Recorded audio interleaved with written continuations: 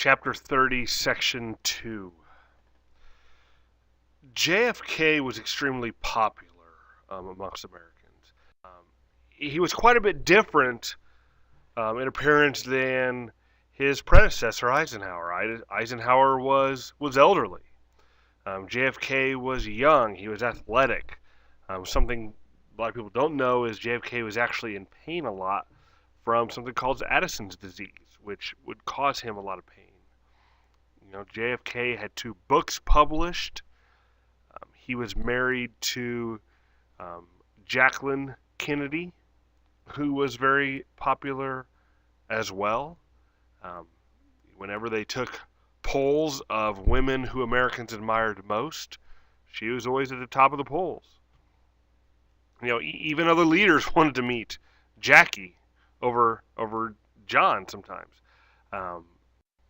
Khrushchev, when they first met with Kennedy's, he wanted to shake Jackie's hand first, which was not normal protocol. Usually the leaders shook hands and then introduced their families. The Kennedys had 2 children, JFK Jr. and Caroline Kennedy. Lots of pictures of the Kennedy children playing in the White House there. Kennedy wanted to surround himself with best and the brightest. Kennedy said you can't beat brains. So you had the Secretary of Defense, Robert McNamara. He was a graduate of Harvard Business School. And the Secretary of State, Dean Rusk, was a Rhodes Scholar. Special Assistant for National Security Affairs, McGeorge Bundy, was a dean at Harvard. And then JFK's closest advisor is going to be his brother, Bobby Kennedy, the Attorney General. JFK's agenda, his programs, become known as the New Frontier. And they're going to deal with a lot of economic challenges, like rising unemployment and inflation. Kennedy's also going to deal a lot with poverty problems. Kennedy himself didn't know poverty. He was a wealthy president, a multimillionaire. His $100,000 salary he never took. He had it donated to charity each year. One of the big challenges that Kennedy's going to have to deal with was a very uncooperative Congress. A lot of reforms that Kennedy's going to want to do were going to be turned down by Congress. Okay. Kennedy's really not going to be in office that long. He's only in office for less than a term. November 22nd, 1963. The Kennedys arrive in Dallas. They're building support for the 1964 presidential campaign. People are going to line the streets to get a glimpse of the Kennedys as they ride in their open-air motorcade. They're going to come down Main Street, turn onto Houston, then take a left onto Elm Street. As you can see, the real-life picture there. At 12:30 p.m., shots are going to be fired. JFK is shot. He will be pronounced dead at the hospital. Texas Governor John Connally is wounded.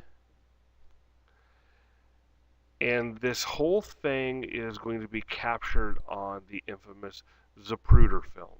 Abram Zapruder, he had been there and he was just filming the president as he went by, and he catches the assassination.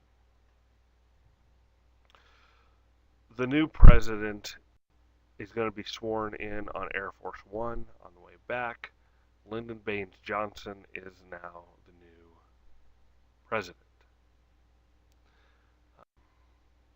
Pictures of Caroline and JFK Jr. and Jackie in mourning, with Bobby at their side as the president's body passed by in the parade.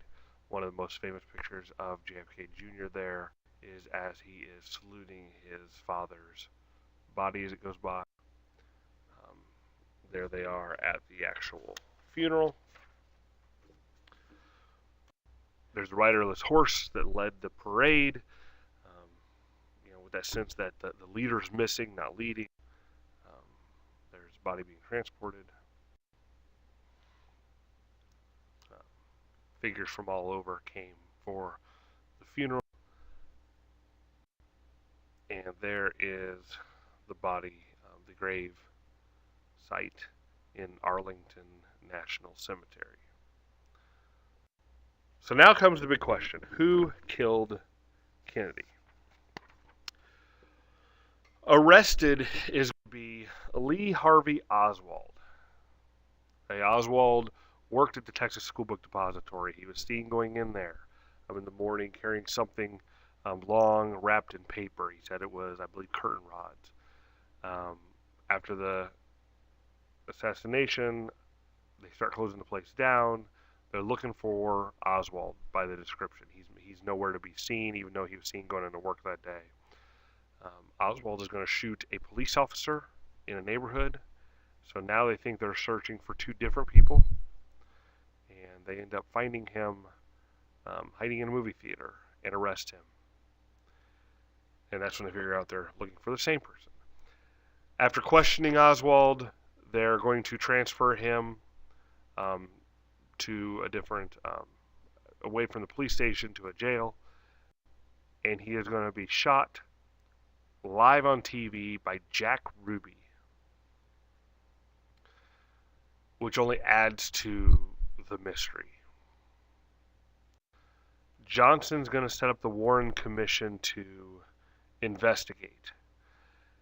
And the Warren Commission is going to rule that Oswald acted on his own and Ruby acted on his own, and there was no conspiracy. But conspiracy theories start to form. And over 2/3 of Americans believe that there's some sort of conspiracy. And some are more believable than others. The Onion took a jab at all these conspiracy theories with this headline here. Taking some of the, the CIA, the Mafia, Castro, Johnson, the Teamsters, Freemasons, all of them did it. It wasn't just one, they all did it, according to The Onion, which is a parody publication.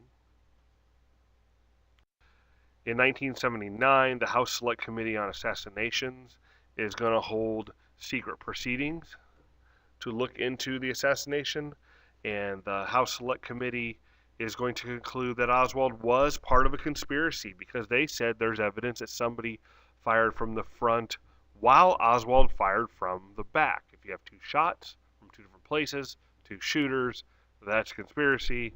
They never attempted to identify the others involved. Many of the records from this committee were made classified. In 1992, the JFK Records Act is going to help release some of them. Some others were released in 2017. But again, no real big light has been shed on it since. Some of the theories are easier or harder to believe than others. There's everything from Frank Sinatra conspiracy to Onassis conspiracy. Jackie Kennedy will eventually remarry to a rich guy by the name of Onassis. Some of them are a little more mainstream and believable. Involving the CIA that Kennedy was trying to rein in, or Castro, or the mob, multiple different theories.